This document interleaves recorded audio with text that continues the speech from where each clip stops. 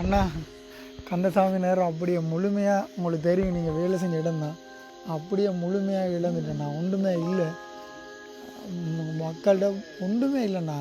கிட்டத்தட்ட தண்ணி வந்து சாதாரணமாக வெள்ளம் வந்து போகிற மாதிரி இல்லைண்ணா. இந்த இடம் வந்து சாதாரணமாக வெள்ளம் வந்தால் ஒரு 4 அடிக்கு வெள்ளம் வரும், அதானே வெள்ளம். இப்போ மல்லத்தோயா அங்காள பக்கம்லாம் பெருக்கெடுக்குது, சிங்கள ஊர்லலாம் அவ்வளோதான் வெள்ளம்.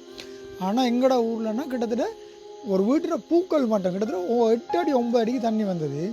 தண்ணி எப்படி வந்ததுன்னு கேட்டால் எங்களோட ஊரை சுற்றி ஆறு, ஒரு குறிப்பிட்ட நேரத்துக்குள்ளே தண்ணி, இந்த ஒரு தீவு மாதிரி தான், ஒரு குறிப்பிட்ட நேரத்துக்குள்ளே தண்ணி வந்து மூடிச்சு. ஒருத்தரும் ஒரு சாமான் எடுக்கலாண்ணா, வீட்டு சாமான் எடுக்கலை, போட்ட உடுப்போட போனாக்கள் தான். எங்களுக்கு தந்த அறிவித்தல் ஒன்றே ஒன்று தான், பாவக்குளம் 9 மணிக்கு 2 அடி கதவு திறக்கிறாங்க. இப்போ இந்த மக்கள் இந்த பிரதேசத்தில் வாழ்கிறவங்களுக்கு வடிவாக தெரியும்னா 2 அடி தண்ணி திறந்தால் எங்களோட வீடு ஒரு 4 அடி தண்ணி தான் பிடிக்கும். அவன் 4 அடி தண்ணி எங்கே பிடிக்கும்னா வீடுகளுக்கு பிடிக்காது, அந்த பள்ளமான பகுதிகளில் மட்டும்தான் தண்ணி பிடிக்கும். உங்களுக்கு தெரியும் தினேஸ்வர வீடு, அந்த பிரேமதாசா பாலம், இஞ்சால இருக்க கழுத்துவட்டி பாலம், அதே மாதிரி இந்த இந்த பாலம் இரும்பு பாலம், இவ்வளத்துல தான் தண்ணி பிடிக்கும். அதனால் மக்கள் அஜாக்கிரதை. 2 கதவு திறக்கிறேன்னு சொல்லிட்டேன்னா அவ்வளோ கதையும் ஒட்டு மொத்தமாக திறந்துக்கிட்டாங்க. சுனாமி வந்த மாதிரி அப்படியே வந்து அவ்வளோத்தையும் அடிச்சுட்டு போயிட்டாங்க. ஒன்றுமே இல்லை. ஒவ்வொருத்தர வாழ்க்கையிலையும் நான் மாடு வளர்த்தேன், உங்களுக்கு தெரியும், பசலை கடை போட்டிருந்தேன், அவ்வளோ விஷயத்தையும் அப்படி கொஞ்சம் கொஞ்சமாக உழைச்சி அவ்வளோத்தையும் சேர்த்து வச்சுருந்தேன். கடைசியில் ஒன்றுமே இல்லைன்னு அவ்வளோத்தையும் அப்படியே ஒரு நிமிஷத்தில் அவ்வளோத்தையும் கொண்டு போயிட்டு. இதுதான் இந்த பிரதேசத்தில் மக்கள் மாடு வளர்த்தாக்கள், ஆடு வளர்த்தாக்கள், கோழி வளர்த்தாக்கள் எதுவுமே இல்லை. அவ்வளோ மாடெல்லாம் அப்படி போய் பார்த்திங்கன்னா ஒரு 200-300 மாடு அப்படியே செத்து அந்த கிறிஸ்தவ குளம் காட்டுகளுக்குள்ளே கிடக்கு.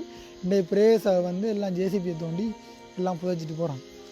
என்ன பொறுத்தளவுலன்னா இந்த மக்களுக்கு ஒரு விழிப்பை கொடுத்து இந்த மக்களுக்கு வாழ்கிறதுக்கான ஒரு பொருத்தமான இடம் இது இல்லைன்றதை தான் நான் சொல்லுவேன். இந்த பிரதேசத்துலேருந்து நான் வளர்ந்தாலும் நான் சொல்கிறேன், இவங்க வந்து இங்கே இருந்தால் இன்னொரு 10 வருஷத்தில் ஒரு முயற்சியான சமூகமாக இவங்க வெளியே வரமாட்டாங்க. இன்னொரு 10 வருஷத்தில் இது என்ன நடக்கும்னா விவசாயம் செய்வாங்க, கால்நடையை வளர்ப்பாங்க, கோழியை வளர்ப்பாங்க, மாட்டை வளர்ப்பாங்க, ஏதோ ஒரு பொருளாதார வளர்ச்சி தேடுவாங்க. இன்னொரு 10 வருஷத்தில் அது இன்னொரு வெள்ளம் வந்து கொண்டு போகும். தட்டாங்குளமோ சண்முகபுரமோ இந்தளவு பாதிப்பு இல்லைண்ணா. அவங்களுக்கு வெள்ளம் வர இல்லைன்ட்டு நான் சொல்லலை, வந்தது. ஆனால் என்ன செய்ய வேண்டாம், ஒரு முழங்கால் அளவு தண்ணி வரும். இதுதான்னா இஞ்சதுக்கு உண்மையான இல்லைன்னு. கரண்ட் இல்லை, கரண்டெல்லாம் சொல்ல மாட்டேங்குது, அப்படியே ஏற்று பண்ணி கரண்ட் அடிக்க வலிக்கிட்டு அவ்வளோ கஷ்டம் பண்ணா. சனத்துட்டு ஒன்றுமே இல்லை, இங்கே இருக்கிற சனத்துட்டு உயிரை தவிர. நானும் எங்களோட தம்பியும் வீட்டை விட்டே போகலன்னா என்னென்னு போகிறது சொல்லுங்கள். மாடு இருக்குது, கடவுளாக 20 லட்சம் ரூபாய்க்கு சாமான் போட்டிருந்தேன், யூரியா பசலையெல்லாம் என்னென்று விட்டுட்டு நான் போவேன்னு சொல்லுவாங்க. போகவே இல்லை. கடைசியாக நேவி வந்து என்னையும் தம்பியையும் போட்டில் தான் எடுத்துருக்கோம். என்னை பொறுத்தளவில் இந்த மக்களுக்கு வழங்குகிற உண்மையான தீர்வுண்டா அவங்களுக்கு செய்கிற பிரதி உபகாரம்னா அவங்க வாழ்கிறதுக்கான இன்னொரு மாற்று இடத்தை கொடுக்குறது தான் அவங்களுக்கு பொருத்தமான சொல்யூஷன். மற்றபடி இவங்க கொடுக்குற வாழ்வாதாரமோ இவங்க கொடுக்குற எதுவாக இருந்தாலும் இந்த மக்களுக்கு பொருத்தம் இல்லை. எடுப்பாங்க, எல்லாம் வாங்குவாங்க, வாழுவாங்க.